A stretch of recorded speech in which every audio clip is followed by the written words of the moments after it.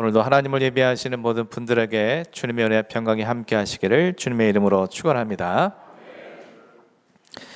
지금 스데반은 사내들인 공회 법정에서 믿음의 선조들에게 하나님께서 행하신 역사를 통해서 그들의 잘못된 믿음과 거짓 증인들의 위증에 대해서 반박을 하고 있습니다.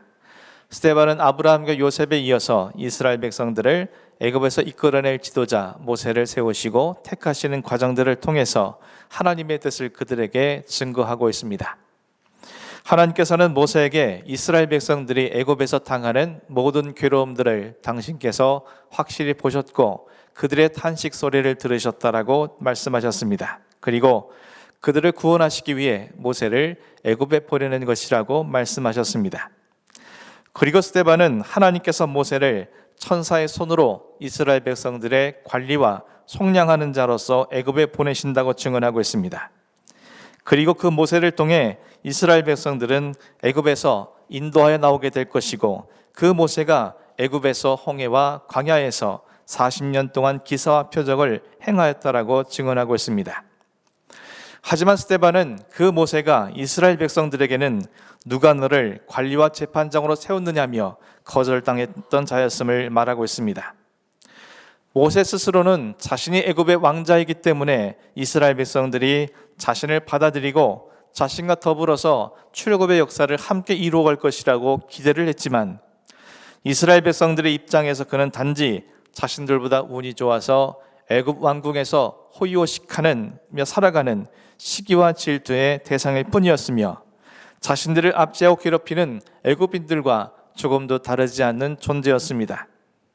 그래서 그는 이스라엘 백성들로부터 거절당한 자가 될 수밖에 없었던 겁니다. 그리고 그가 처해 있는 현재의 모든 상황은 이스라엘 백성들의 지도자인 관리와 애굽에서 속량하는 자로서 쓰임받기에는 터무니없이 부족한 상황이었습니다. 하나님께서 보게 하신 것처럼 그는 자기 자신 손에 쥐어진 오래된 지팡이처럼 볼품없고 생명도 소망도 없으며 자기 스스로는 서 있을 수조차 없는 지팡이 같은 무능력한 양치기 노인일 뿐이었습니다. 하지만 그가 천사의 손에 붙들려 있는 한, 다시 말해서 하나님 손에 붙들려 있으면 하나님의 능력이 그에게 더입힘으로 이스라엘 백성들을 애굽에서 이끌어낼 지도자가 될 수 있으며 이스라엘 백성들을 애굽에서 속량해 줄 하나님의 도구로 쓰임받게 된다는 사실을 말씀은 우리에게 증언해 주고 있습니다.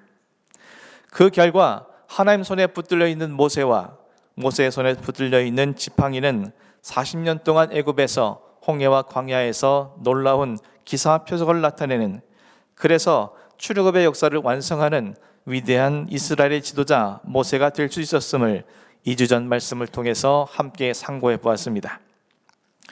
오늘 본문 속에서 스데반은 또 모세에 대해서 이렇게 증언했습니다. 37절 말씀입니다. 이스라엘 자손에 대하여 하나님이 너희 형제 가운데서 나와 같은 선지자를 세우리라 하던 자가 곧 이 모세라. 이 말씀은 구약성경 신명기 18장 15절 말씀을 스데반이 인용한 것입니다. 이스라엘 백성들이 40년에 걸친 광야 생활을 끝낸 이후에 모세가 이스라엘 백성들에게 이렇게 말했습니다. 내 하나님 여호와께서 너희 가운데 내 형제 중에서 너를 위하여 나와 같은 선지자 하나를 일으키리니 너희는 그의 말을 들을지니라. 모세가 언급한 나와 같은 선지자란 모세 이후에 등장한 성경 속의 모든 선지자를 일컫는 것이 아닙니다. 모세가 분명히 하나님께서 나와 같은 선지자 하나라고 이야기했기에 이것은 한 사람의 선지자를 의미합니다. 바로 그 한 사람이란 결과적으로 인간을 죄와 사망에서 구원하시기 위해 이 땅에 오실 예수 그리스도를 의미합니다. 모세가 예수 그리스도를 가리켜서 자신과 같은 선지자라고 말한 것은 모세 자신이 성자 하나님이신 예수님과 본질상 동질하다라는 것을 말한 것이 아니라 모세 자신이 하나님께로부터 부여받은 역할들이 앞으로 오실 예수 그리스도의 그림자 역할을 하는 예표라는 의미를 갖고 있는 말입니다. 지난 시간 말씀드린 것처럼 모세는 마른 막대기에 불과한 연약한 자입니다. 그런 그가 이제는 성자 하나님이신 예수 그리스도의 그림자가 되었다고 성경에선 말해주고 있습니다. 어떻게 마른 막대기와 같았던 모세가 예수 그리스도의 그림자 역할을 감당할 수 있었던 것입니까? 그의 삶이 어떠했기에 하나님께서는 모세에게 너와 같은 선지자가 후대에 나올 것이라고 성경에 기록하게 하신 것입니까? 오늘 본문 38절 말씀이 그 해답을 제시하고 있습니다. 시내산에서 말하던 그 천사와 우리 조상들과 함께 광야교회에 있었고 또 살아있는 말씀을 받아 우리에게 주던 자가 이 사람이라. 모세는 하나님을 인격적으로 만난 이후에 살아계신 하나님으로부터 당신의 살아있는 말씀을 받아서 그 말씀을 이스라엘 백성들에게 전해주는 역할을 했습니다. 그 말씀이 얼마나 많았던지 창세기, 출애굽기, 레위기, 민수기, 신명기로 기록되었고 그 모든 말씀은 구약 성경의 4분의 1, 성경 전체의 5분의 1에 해당하는 막대한 분량이었습니다. 이런 의미에서 말씀의 육신이 되셔서 당신의 삶으로 하나님의 말씀을 보여주시고 들려주신 로고스이신 예수 그리스도의 그림자가 모세라 말하기에는 충분해 보입니다. 그뿐만이 아닙니다. 35절은 또 이렇게 말합니다. 그들의 말이 누가 너를 관리와 재판장으로 세웠느냐 하며 거절하던 그 모세를 하나님은 가시나무 떨기 가운데서 보이던 천사의 손으로 관리와 속량하는 자로서 보내셨으니, 하나님께서는 자기 동족으로부터 거절받던 모세가 단순히 이스라엘 백성들을 위한 관리자, 지도자로 세우신 것이 아니었습니다. 하나님께서는 모세를 속량하는 사람으로 그들 위해 세우시고 그들에게 보내셨습니다. 우리말로 속량하는 자라는 말의 원어상의 뜻은 누군가를 구원하되 반드시 자신의 헌신과 희생을 통해 구원하는 사람을 일컫는 단어입니다. 모세는 하나님의 부르심을 받은 뒤에 이 세상을 떠나기까지 단 한 번도 자신을 위해, 자기의 유익을 위해, 자기의 이득을 위해 살아가지 않았습니다. 어려운 상황이 닥치고 힘든 광야길에서 이스라엘 백성들은 수시로 모세를 원망하고 그와 다투며 심지어 돌을 던지기로까지 했지만 모세는 그런 이스라엘 백성들을 끝까지 품고 그들을 멸하시려는 하나님 앞에 차라리 자신의 이름을 생명책에서 지워달라고 말할 정도로 이스라엘 백성들을 사랑했으며 그들을 위해 헌신하고 희생했습니다. 자신을 이스라엘 백성들을 위해 보내신 하나님의 명령에 순종해서 전적으로 하나님과 이스라엘 백성들을 위해 살아간 것입니다.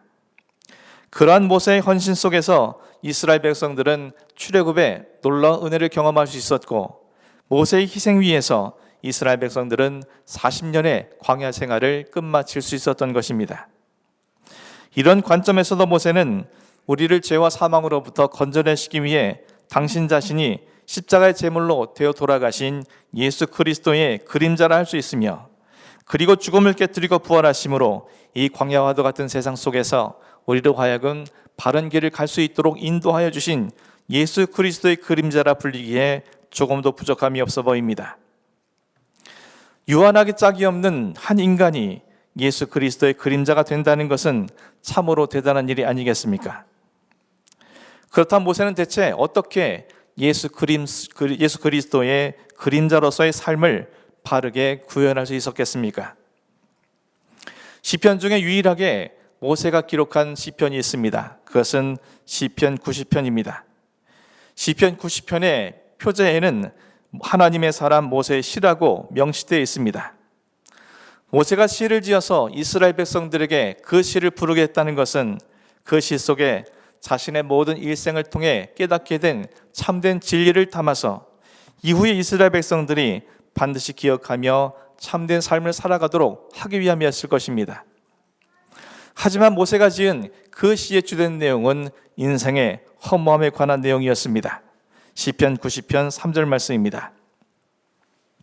주께서 사람을 뒷글로 돌아가게 하시고 말씀하시기를 너희 인생들은 돌아가라 하셨사오니. 하나님께서는 사람을 흙으로 지으셨습니다. 그리고 죄를 범한 사람을 향해 너는 흙이니 흙으로 돌아가라고 말씀하셨습니다. 우리말로는 흙이라고 번역되어 있지만 원어상의 뜻으로 보게 되면 티끌이라는 표현이 보다 정확한 의미입니다. 모세는 하나님께서 티끌로 돌아가라고 명령하셨다고 증언하고 있습니다. 그것은 우리 인생이 티끌로 지음을 받았기 때문입니다. 너희가 이 광야에서 살아남겠다고 아득바득 살아가려 하지만 결국 한 줌의 티끌로 돌아가는 것이 모든 인생이 피할 수 없는 길이라는 것을 그들에게 말한 겁니다. 또 모세는 4절부터 6절까지 이렇게 말합니다. 천년이 지나간 어제 같고 밤의 한순간 같을 뿐임이니이다.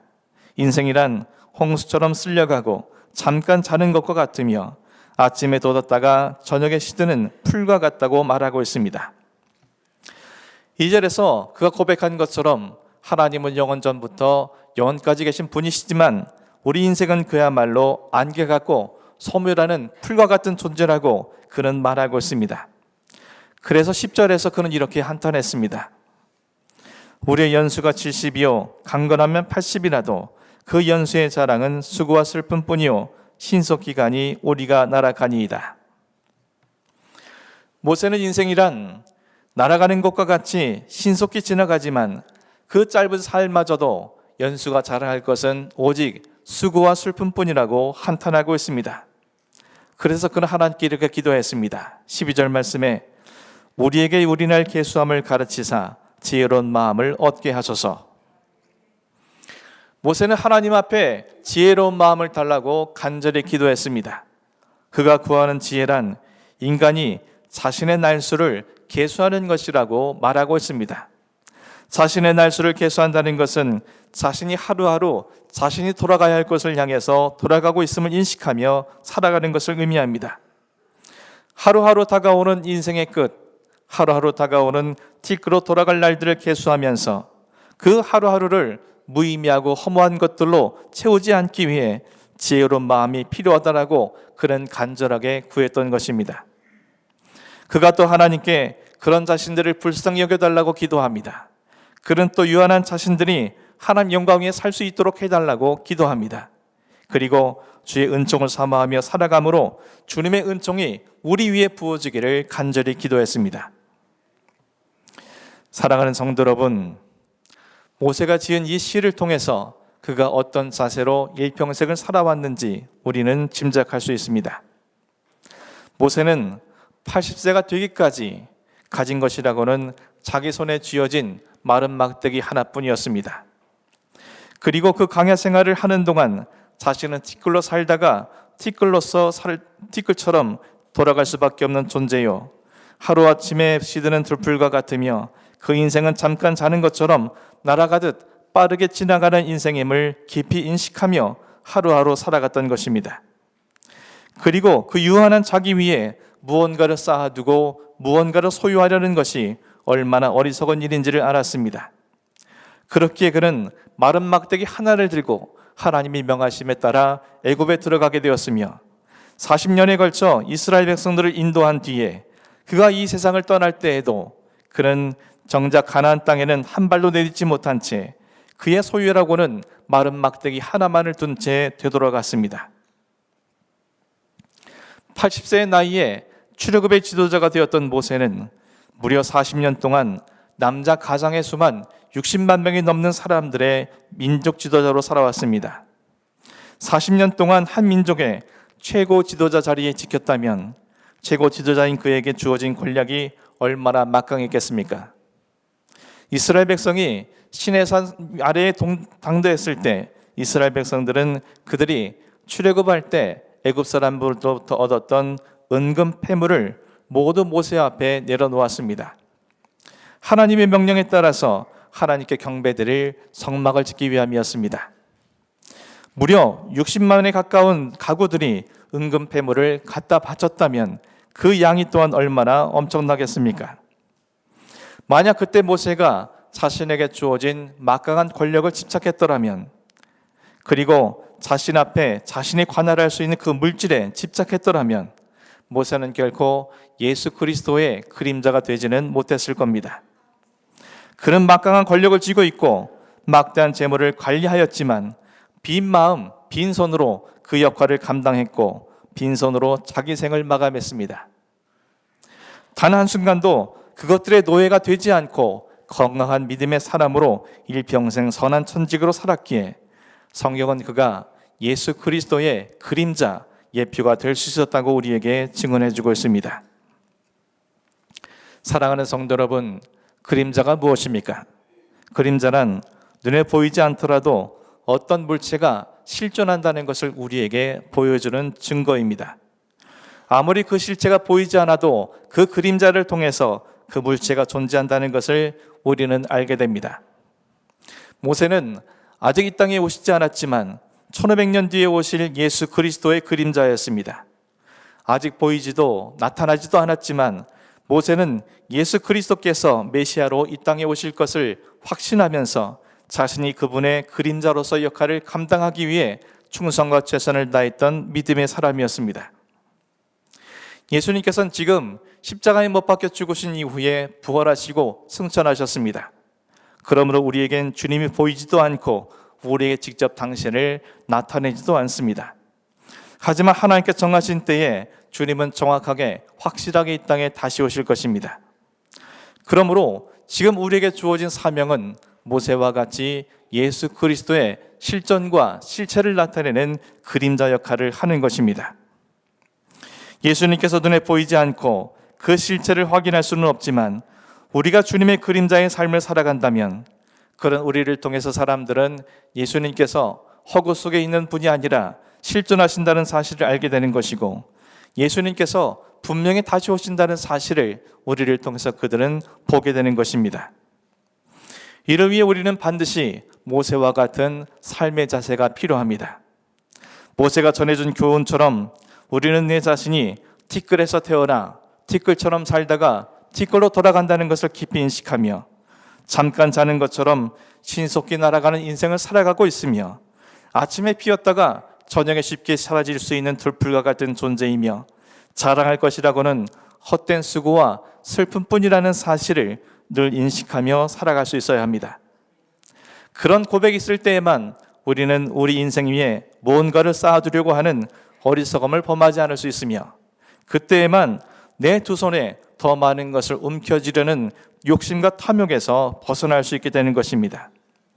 그리고 그럴 때에만 그런 비고 비인 마음 위에 하나님께서는 당신의 살아있는 말씀을 부어주심으로 말씀으로 역사하시는 예수 그리스도의 그림자로 살 수 있도록 역사해 주시며 우리의 두 손이 비어진 손이 될 때에만 하나님께서는 그 비어진 손으로 다른 사람들을 위해 희생과 헌신의 삶을 살아갈 수 있도록 역사하시고 그런 그들을 속량하시며 그런 그들을 십자가 위에서 못 박혀 죽으신 예수 그리스도로 말미암아 온전한 생명을 얻는 그림자의 역할을 감당하게 되는 것입니다.